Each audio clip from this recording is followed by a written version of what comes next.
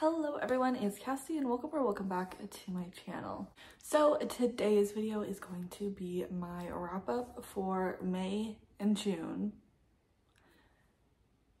Yeah, for May and June, I could not remember what month we're in or any of that. Yeah, today I'm going to talk about the books that I read in May and June. Both of them were small and slow reading months, so I only have 6 books to talk about today, but that's alright. We'll figure it out, hopefully.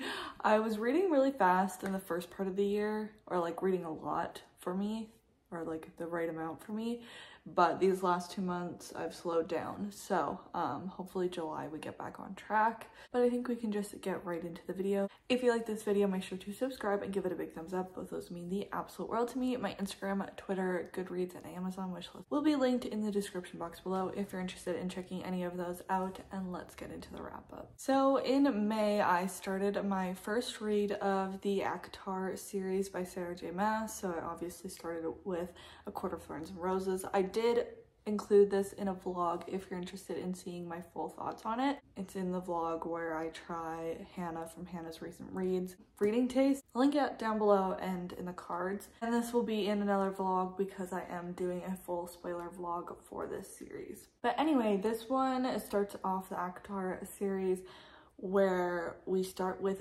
Feyre, who is a girl who is poor and her family is struggling to eat, so she is the one that goes out and finds them food. And one day she sees a wolf and she like kind of knows that it could be a fae but doesn't know for sure, and she ends up with the wolf. Turns out the wolf is fae and that is very illegal, so a beast comes to her home and demands either she dies then and there or he takes her to his land and keeps her captive basically. Then she goes and lives with this beast who ends up being fae. It kind of just goes on from there. It's kind of a Beauty and the Beast retelling, but I'm still fairly early on in the series and it changes a lot from there. I ended up giving it like 4.5 stars. The beginning, or like maybe like the middle part, was a little bit like not boring, but like nothing really happened, so it wasn't like 5 stars, love this one, but I really enjoyed it and it got me really excited for the series. I very early on understood why people love this series, so I'm glad I finally got to this and started the series, because I've been wanting to since I started watching booktube in like 2020. I've been putting it off. I've only had the series for a few months, but I still have been putting it off, so I'm glad I'm finally getting to it. Next, I picked up a little quick book. I read Killjoy by Holly Jackson. This is a novella in the A Good Girl's Guide to Murder series. I think it came out a while ago in the UK, but it just came out this year in Canada and the US. So I finally got to it. This is kind of like a prequel novella. It doesn't really have that much to do with the main storylines of the series. It mostly just gives us a little bit more of a look at the characters as they go to their friend's house for a murder mystery party, and it's like set in the 1920s. They all have their own character and they're trying to figure out this murder mystery. So we see a little bit of, when they kind of break out a character, we see like mentions of the mystery in the story of the first book. But yeah, this is like a prequel.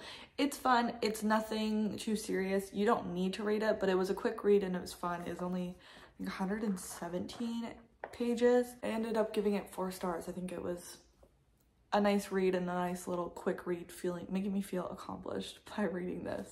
Third and final book I read in May was, which one is that called?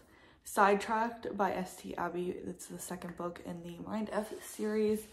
I read the first one a long time ago. I think it was like a year ago, maybe like April 2022.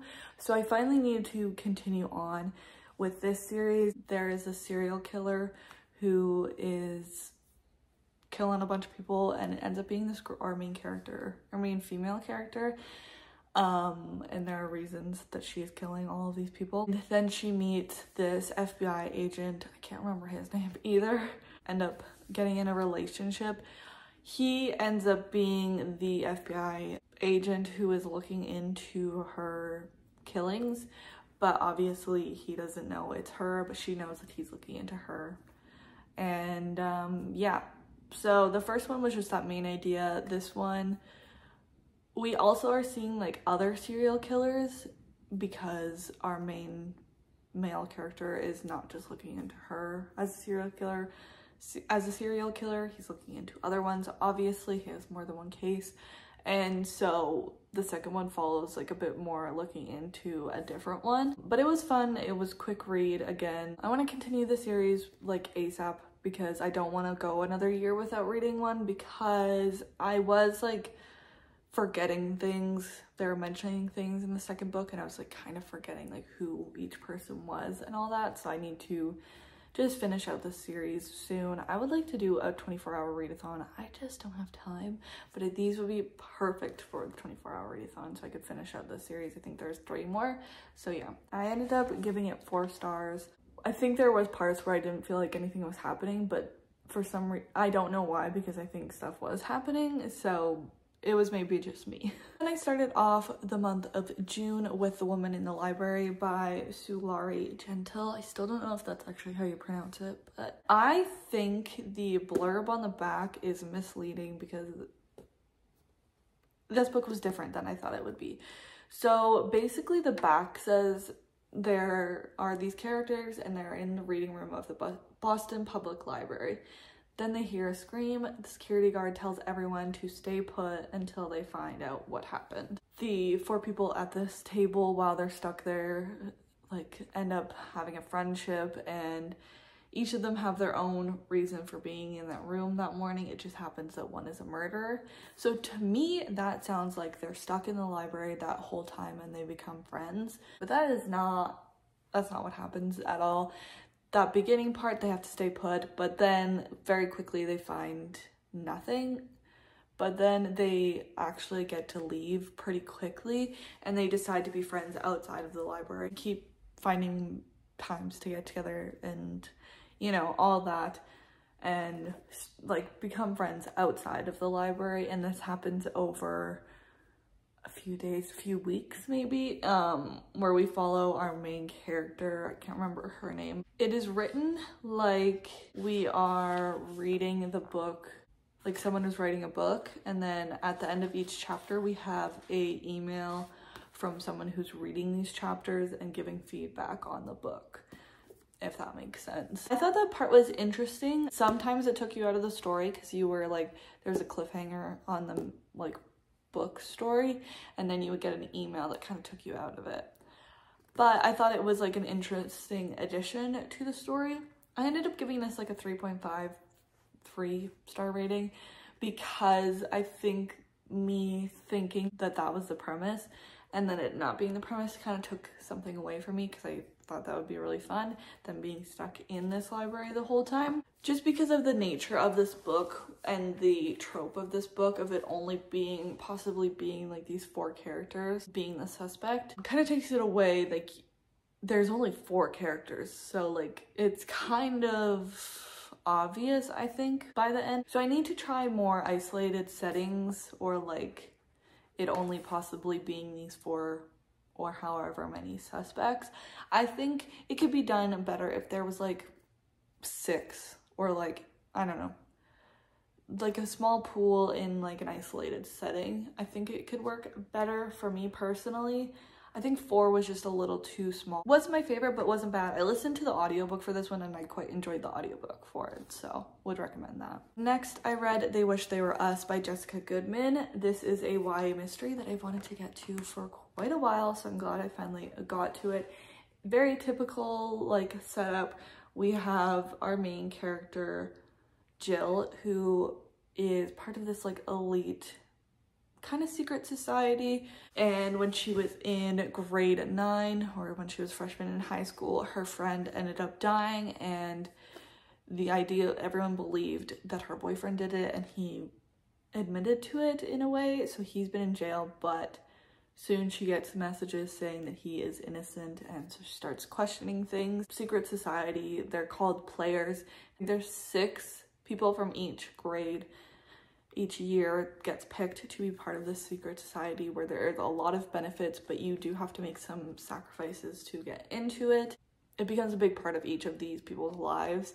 So Jill and her friends are all players, and her friend that died was a player, and her boyfriend that, the boyfriend that killed her, or supposedly killed her, was also a player. So it's down to just the 4 of them from her grade. And we see as she is in her senior year and they are finally in charge of being the players, and they are picking the next generation of players basically. I liked this one, but I've read one that's very similar to this, and this came out first. So, and it had like a lot of the same like tropes and like misdirects or whatever, or red herrings, I forget what they're called. So I think that did a disservice to this one, which was kind of annoying because I was really looking forward to reading this one. But in the grand scheme of everything, they were pretty similar. So yeah, definitely did this one a disservice. But I really like Jessica Goodman's writing, and I love reading her books. So I will be continuing to read her books. She has one coming out really soon. This will be in a vlog, and so is The Woman in the Library. So watch out for that for like some more in-depth thoughts. But it was good, but not the best YA mystery, and definitely not my favorite from this author, but I've read 3 from her, and this is my second favorite, I would say. I ended up giving like this 4 stars, but it could borderline 3.5. I think the only reason I didn't give this one 3.5 is because I gave this one 3.5, and I didn't feel like they were the same to me. So this one might be more of a 3, and this one might be more of a 3.5. And finally, the last book I read in June was Court of Mist and Fury by Sarah J. Maas, the second book in the ACOTAR series. Obviously, I just talked about what this series is about, and I cannot give you much of a synopsis for this one, but we're just following the aftermath of what happened in the first book. And we are seeing like more different characters in this one, more in depth. And I really enjoyed this one. I know this is people's like favorite book ever, and unfortunately is not mine, but I do really like it. And I love the characters in this one. They, I think, are totally the selling factor of this book, because to be honest, there isn't a lot that happens probably in like the first half, maybe more than that. I was, for the most part, okay with that because I really like the characters in this one. The main guy in this book, love him. I get the hype for him. So I ended up giving this 5 stars. Again, don't really want to do spoilers, so hopefully in the next 2 months my vlog with spoilers will be out for this series, and you can see more of my in-depth thoughts, because at the ending parts it was really hidden. So I really enjoyed this. It won't become a new favorite for me, but I enjoyed it even more than the first one. It makes me really excited to read the next one. Hopefully I will get to that this month. I can see why this is people's favorite book. I just think I need different things than people that say this is their favorite book. Does that make sense? I need a little bit more action, which is funny to say because there is a lot of action in like the second half. I think just the first half there wasn't enough. And I do listen to the audiobooks for these, and I really enjoy them as well. So these are all the books that I read in the last 2 months. So yeah, not the best, but I have been extremely busy. So you know what? I'm forgiving myself. This one's also like over 600 pages. So hopefully July is a little bit more productive, but I'm still happy with my reading, and I read some really good books, and I read some ones that I've been wanting to get to for quite a while. I think that is all from me. So if you like this video, make sure to subscribe and give it a big thumbs up. Both those mean the absolute world to me. Comment down below what you read in May and June, or if you've read any of the books that I read, what you thought of them. And I will see you in my next video. Bye!